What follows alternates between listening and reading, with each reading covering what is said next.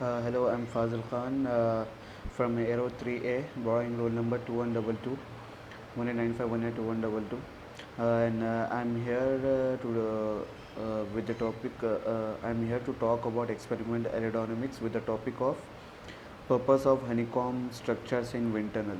Why honeycomb structures are used in wind tunnels, and what are the purposes of and what are the characteristics and all we'll discuss in this topic. We'll discuss briefly about the honeycomb structure with this topic. So we'll see here introduction and a low cost handmade flow straightener and effectiveness of honeycomb, computational model, meshing of computational models and boundary conditions, applications, and later we'll go to the conclusion. uh, let's go with the introduction. So honeycomb is a flow straightener, and it's a flow straightener. Sometimes it's called as honeycomb, and it's a device used to straighten the airflow and in a wind tunnel. It's a passage of ducts laid along the axis of main airstream to minimize the lateral velocity components caused by swirling motion in the air flow during entry. The cross-section shapes of these honeycombs may be of square, circular, and regular hexagonal cells. So, basically, honeycomb is used to straighten the airflow, uh, uh, to remove swells and all. Honeycomb is used in wind tunnels. Honeycomb is used in wind tunnels to remove the swirls and to straighten the airflow in a wind tunnel, and it is placed next to the inlet of the wind tunnel. So and the cross section may be of the shapes of square, circular and regular hexagonal cells. Here you can see the example of honeycomb structure, how it is made of square shapes to straighten the flow. You can see the example of honeycomb structure here. A low cost handmade flow straightener. Uh, a low cost flow straightener can be constructed using drinking straws as they have low cost and good efficiency. The Mythbusters television show used such a construction for their wind tunnel, as did an experimental wind tunnel at MIT Maniet. The straws should be cut to equal size and placed in a frame. So low cost handmade flow straightener can be made using drinking straws, and it will be low cost and a good efficient product. And the straws should cut so while making with the straws, then the straws should cut in equal size and placed in a frame shape. Next is effectiveness of honeycomb. The effectiveness of honeycomb in reducing the swirl and in the turbulence level is studied by simulating the flow field using standard K epsilon turbulence model in commercial computational fluid dynamics. So the effectiveness of honeycomb is to reduce swelling and turbulence level of wind tunnel. Uh, uh, Wind tunnel. And CFD is the most precise and economical approach to estimate the effectiveness of a honeycomb.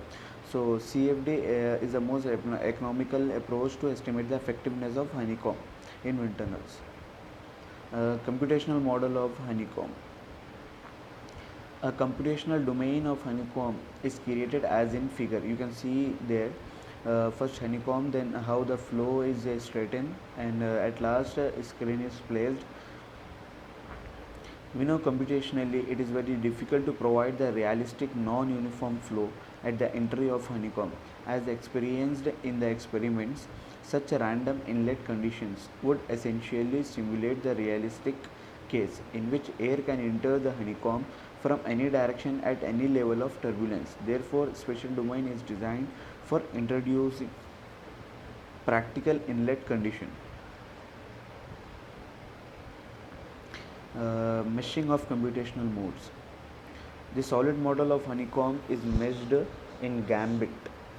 To the solid mod which is meshed is in gambit firstly, and the structured rectangular mesh is used for the simulation with square honeycomb configuration, and the governing equations for mass and momentum conservations for subsonic flow along with the equations for turbulence and porous flow are solved for the honeycomb using commercial CFD. So first, the solid model of honeycomb is meshed in gambit, and the structural rectangular mesh is used to simulate used for the simulation with square honeycomb configuration, and the governing equations for mass and momentum conservations for subsonic and turbulence flow are solved by the honeycomb. Are solved by the commercial CFD, and Rand's RANS type RNGK astronaut model is used for the turbulence modeling. Here you can see the example of meshing of computational models, how it's happened. You can see in picture there.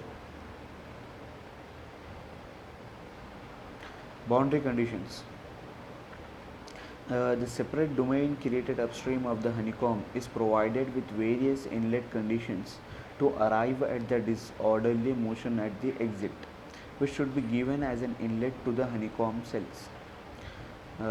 So the separate domain which created upstream of the honeycomb is provided with different inlet conditions to arrive at the disorderly motion at the exit, and which should give inlet which would give inlet to the honeycomb cells, and this essentially simulates a more realistic case that the flow can enter into the honeycomb from any direction.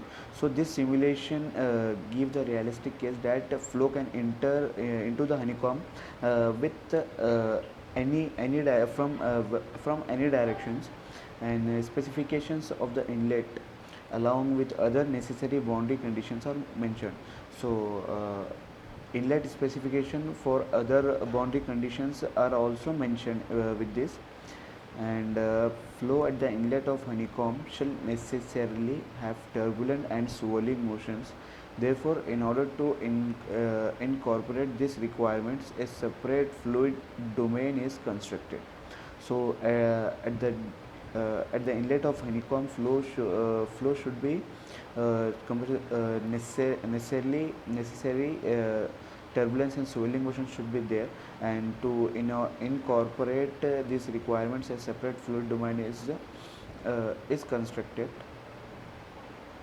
Here you can see the example of how the separate domains are constructed, and how the flow how the honeycomb is removing the swirls, and reducing the turbulence level of the wind tunnel, and providing the straight flow into the inlet section, into the test sections, and at the other sections. So top and bottom circular faces are considered as inlet to this domain to get a flow filled with higher magnitude of lateral velocity. So here you can see the top and bottom is considered as the inlet to get a flow field with a higher magnitude of lateral velocity, and this domain is provided with vertical and horizontal cylinders as an obstruction to the inlet to produce sufficient swirling at the exit of this section. At the exit of this section, a tetrahedral mesh as shown in figure behind with tetrahedral elements is generated for this geometry. So and the number of nodes are 1,47,666. So the number of nodes you can see in the diagrams are of 1,47,666, which are made to get turbulence and swelling at the inlet of honeycomb.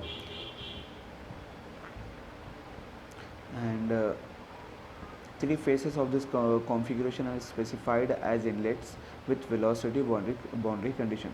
So with velocity boundary condition, three faces of this configuration are specified at inlets, and fluid velocity at this inlet faces has been so taken that averaged mean velocity at the outlet is 1 meter per second, which is in the operational wind tunnel. Uh, a pressure outlet boundary condition is used at exit of the settling chamber, where pressure at outlet is set to 0 for gauge pressure.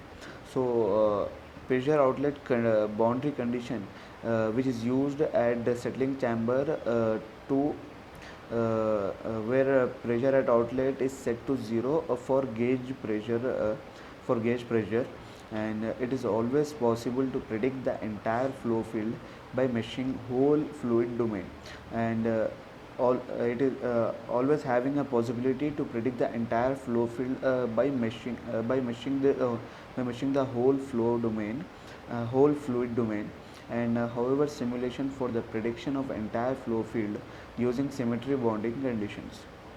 This approach reduces the mesh requirement and computational efforts. So by this approach, by this approach, we can reduce the mesh requirements and computational efforts. Therefore, symmetry boundary is used at the periphery of the computational domain. And at last, symmetry boundary is used at the periphery of the computational domain. Here you can see the difference of graphs of position and turbulence intensity of both of different.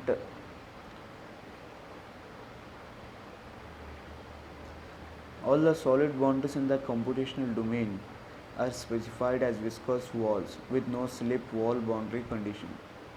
Turbulence intensity profile at the exit of turbulence model is shown. The figure shows the turbulence intensity, and which is maximum at the center 30% and at the wall is around 16 to 18%. Now this profile is incorporated inside the honeycomb as shown in figure 2. The profile of turbulence intensity comes out from the honeycomb. So from this figure, that figure shows the turbulence intensity, which is maximum at center. Turbulence is maximum around 30%, and at the wall it is around 16 to 18%. In this profile, we can see that the turbulence intensity is reduced from 30 to 1.2% at the center and 16 to 3.5%. It means the honeycomb effectiveness is very high, which is around 96%. So from this profile, we can see the difference of difference and reducing of turbulence from 30 to 1 point at center and 16 to 3.5 at the walls, which means the more effective work of honeycomb, and it is very high, around 96%. Application of wind tunnels. Application of honeycombs. So basically, honeycombs we use in wind tunnels to reduce the swells, to remove the swells, and to reduce the turbulence. And as we just see how effective honeycomb to reduce turbulence at the center and at the walls, around 96%. It is removing the swells and the center, and providing a